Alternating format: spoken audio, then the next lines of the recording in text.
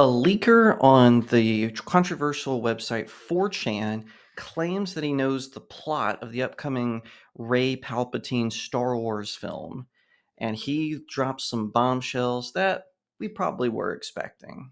Cause I've been living life right like I could just die any minute. Going for a ride down the Hi everyone, my name is Jacob Airy. Welcome to the StudioJake vidcast where I talk about all things pop culture. Be sure to like, share, and subscribe.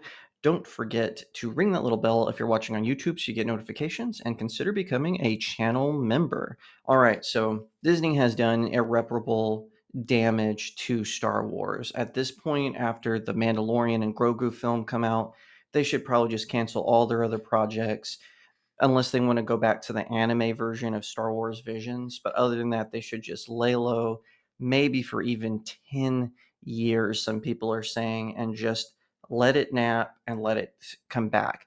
But of course, that would not be what Kathleen Kennedy wants to do. On stage at a Star Wars celebration in Europe, Kathleen Kennedy trotted out Daisy Ridley, who portrayed Rey Palpatine in the Disney Star Wars sequels, to announce that she was going to get her own Star Wars film. Now, it is not clear if it's going to be episode 10, but people are calling it Star Wars 10 because technically it would be a movie within that sphere, right? So no one knows much about this movie. We have a confirmed director, and I'm going to apologize in advance if I mispronounce her name wrong, but we don't really know much in the way of plot. Supposedly it's based on a script that's been floating around Disney for some time called Star Wars. I've heard New Jedi Order. I've also heard Dawn of the New Republic, titles like that. So a leaker on 4chan who claims to know someone who works within Lucasfilm has identified and posted basically the overall stories. Now, remember, this is a total rumor. I cannot confirm this. Even Overlord DVD, who often shares gossip and rumors surrounding it, he covered this topic as well. Even he said he doesn't know if this is true. Because remember, this is posted on 4chan, which is not exactly known for good leaks. On the other hand, though, they have had some positive leaks. For instance, I bet a lot of people didn't know the crimes of Jeffrey Epstein long before they were exposed to the public, when the government and Hollywood was keeping it under wraps.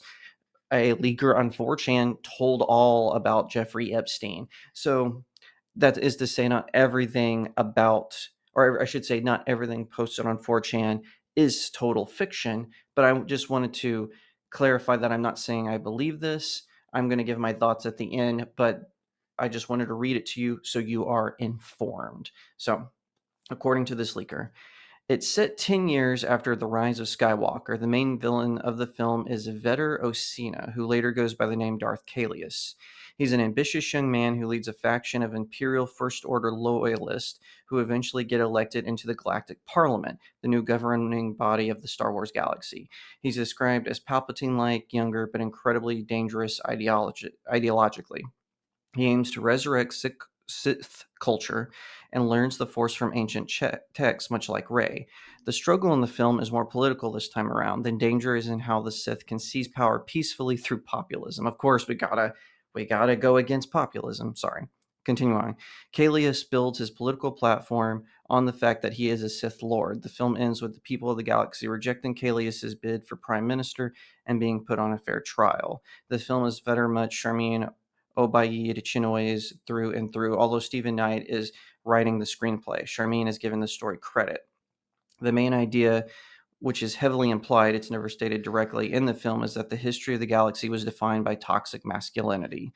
Great emphasis is put on Rey being the first female Jedi Grand Master in history and how her feminine energy is integral to rebuilding the Order. All of Rey's new apprentices are women, because of course they are, although this is not pointed out in the film as a rule. As for fan service and big cameos, Rey is mentored by Ahsoka Tano. Then why is she the Grand Master?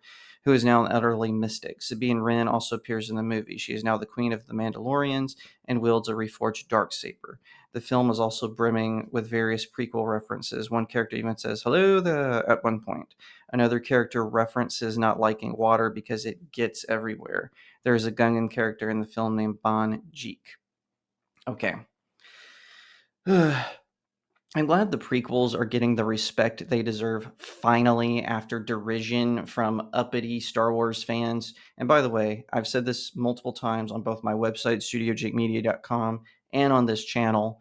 I would just like to say prequel haters are the reason we got the Star Wars Disney sequels. I said it and I'm not taking it back. Swaths of fans let some random YouTube channel influence their way of thinking instead of enjoying what George Lucas brilliantly gave us. And because it was outright rejected, as a result, we got the Disney Star Wars era as a result of that.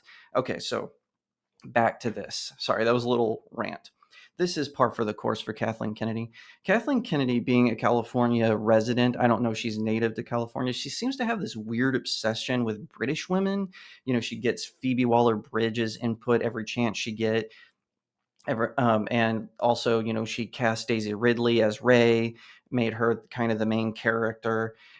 I don't know what this is. So, of course, it would go from a galactic republic to galactic parliament. Just as par for the course that Kathleen Kennedy obsessed with British culture for some reason because it seems more refined because they drag out the vowels a little bit longer than Americans do. I don't know why she's obsessed with it, but that is what she would do.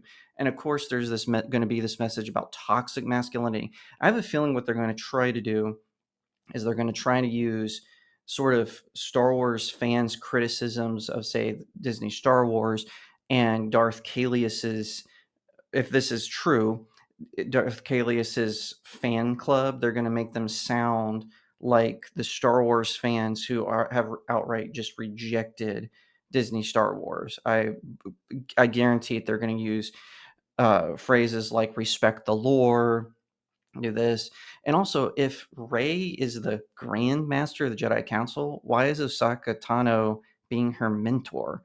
She's technically would be above her, so I don't know why they're doing that. It's very weird how this whole thing is shaping up. Neither here nor there. That's just an aside. But this is exactly what you would expect from Kathleen Kennedy. She has been disastrous for Star Wars. And again, I want to emphasize I'm not saying I believe this. I'm just saying if this plot ended up being the plot, it would not surprise me. We can't have any good men, much less a straight white man, be involved. They could do this thing. We know that Cal Kestis, based on the video games, it was a survivor of Order 66. Why not have him be involved? Why not have him on the Jedi Council where he's helping Rey restore the order? You could have these video game characters that you don't see a lot in the films. They could be around Rey. I'm not saying that, they have to hold her hand, and be toxic, but they could just be characters. And of course, all the new Jedi are going to be female. You can't have any male Jedi. When what I'm curious to see is if they're going to make Darth Caelius some sort of alien, but I doubt it. I think they're going to make him like another version of Grand Admiral Hux. He's going to be the sniveling, spineless coward who just wants to get ahead. Is just ridiculous to me. It's silly, it's annoying, and I can't stand it, quite frankly. I think that this is just par for the course for Disney Star Wars. And if they go this woke route, once again, they're just going to be disappointed. Solo lost money, which, by the way, I've always said this. The first 20 minutes of Solo, where they're trying to create an origin for Han Solo, that's the worst part of the film.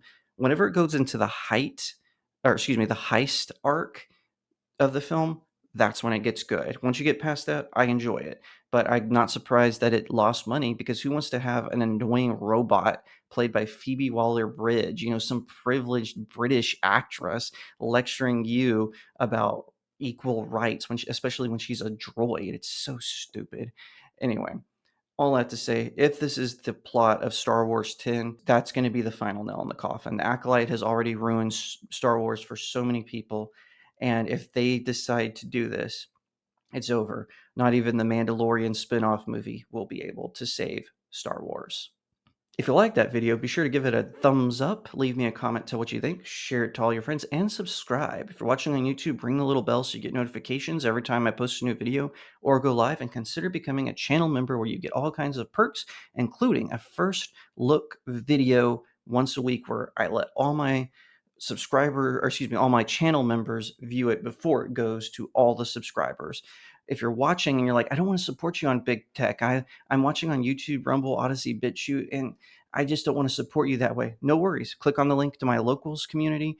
You can sign up for a monthly membership or give tips to my articles there. Really helps out small indie creators like myself. And of course, you can pick up my new book, Blessed Child. It's a fantasy romance novella with heroic knights, with beautiful princesses, and sinister villains. You won't find any woke nonsense in this. So pick up a copy on Amazon.com. You can get it in hardback, ebook, or paperback formats. Once again, thank you so much for watching, and I'll see you next time right here on Studio Jake. Cause I've been living life right like I could just die